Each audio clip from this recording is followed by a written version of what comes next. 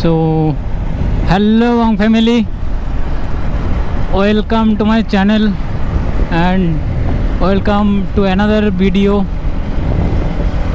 তো অনেক দিন পরেই এলাম আবার নতুন একটা ব্লগ নিয়ে। তো আজকের ব্লগটা হচ্ছে মানে আমি নতুন আর কি এটা সেট আপ করলাম। আমার আগে পুরানো একটা হেলমেট ছিল, তো সেটা চেঞ্জ করে দিয়েছি। চেঞ্জ করে এখন একটা একজোরের হেলমেট নিয়েছি। তো ওটাতে আমি সব মাইক আর গোপ্রো যেটা ছিল আমার ওটা সেট আপ করলাম আর কি। তো সেট আপ করে কেমন কি হয়েছে তো বুঝতে পারিনি, তো সেটাই আমি টেস্ট করতে বেরোলাম। তো অলরেডি রাস্তায় একদম হাইওয়েতে চলে এসেছি। আমাদের হাইওয়েটা বাড়ি থেকে বেশি দূর না, সামনেই। তো একদম হাইওয়েতেই এলাম টেস্ট করতে। তো কেমন কি রেকর্ড করছে বুঝতে পারছি না, পরে গিয়ে চেক করলেই বুঝতে পারবো যে ঠিকঠাক হচ্ছে কি না। অ্যাকচুয়ালি এটা টেস্ট করারও তো দরকার আছে, না হলে আমি হুটহাট করে নিয়ে ব্লগ বানাতে বেরিয়ে পড়বো, তারপর হয়তো ভয়েস আসবে না বা কিছু প্রবলেম হবে। তাই আগে থেকে আমি সেট করে রাখলাম। আর অনেক দিন মানে আমাদের এটা বন্ধ আছে, সানডে রাইডও হয় না, মানে সব সময়ের মানে টাইম হচ্ছিল না আর কি, অনেক কাজের চাপ।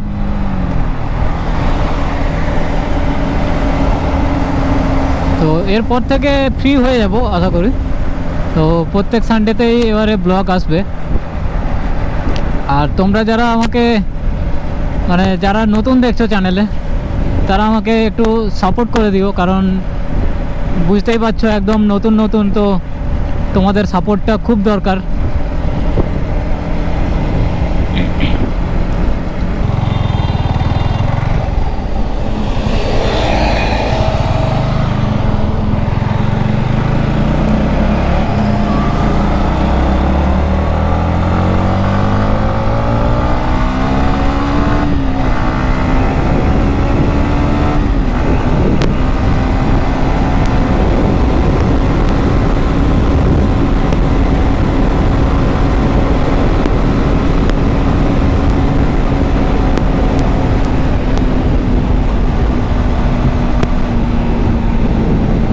প্রচুর গরম, মানে এত রোদ বেরিয়েছে।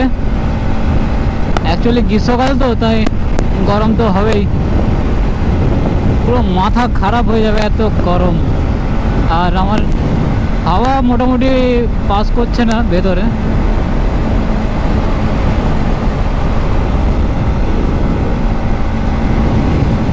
এখানে হোটেল ইন্ডিয়ান অয়েল। একবার জোরে ভাগিয়ে দেখছি উইন্ড নয়েজ কতটা কি আসছে, কারণ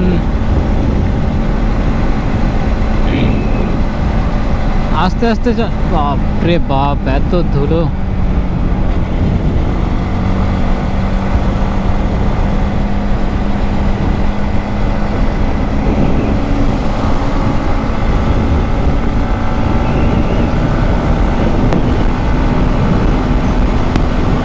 কতটা উইন্ড নয়েজ আসছে, কারণ হয়তো লংয়ে কোথাও যাচ্ছি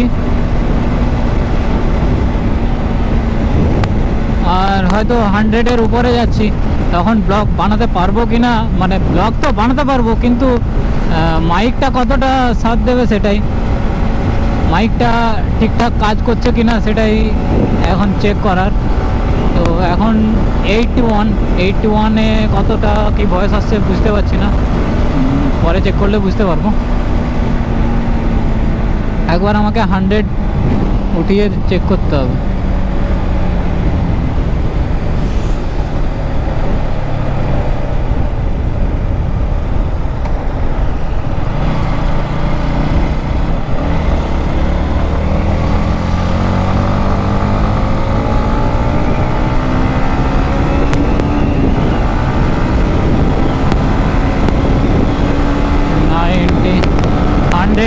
100 উঠে গেছে। তো 100-এ কতটা ভয়েস আসছে, উইন্ড নয়েজ আসছে কিনা সেটা চেক করব গিয়ে। আমার মানে হেলমেটটাতে তো বুঝতে পারছি না যে 100-এর উপরে যাচ্ছি বলে, কারণ হেলমেটটা পুরো আমার সাইজের আছে।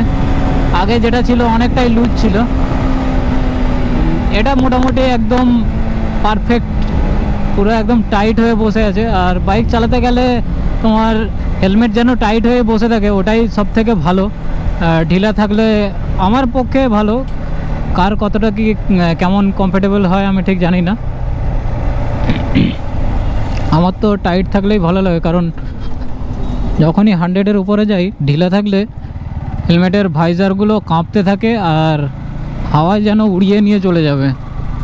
আর টাইট থাকলে কোনো প্রবলেম নেই।